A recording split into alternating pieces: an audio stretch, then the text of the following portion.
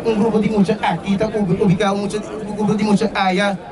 FEF é capaz de ter experiência que acaba na área 2014. Nós estamos ouvindo na Corsol. Januário de 2014, quando a senhora Rubia Vitorino estava da ministra, dois membros de diretiva de FEF a ser a FEF de uma maneira ilegal, ademocrático, antissindical, anti-estudante. Então, em não também repartimos na riba e escola na Corsol. Nós pensamos que é da corda de assunto aqui. E quando o resultado, a porta na PEC.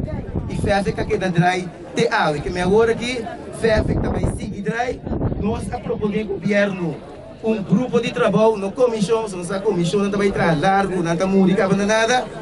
Grupo de trabalho que consiste representante de comércio, representante de governo, representante de FEF, representante de APO, representante de CITEC, durante nós 3 semanas, junto com a ideia que o ministro Renzi, que o tempo estava da ministra de Ensinança, Workforce Development, palavra grande em inglês, que eu vou pronunciar.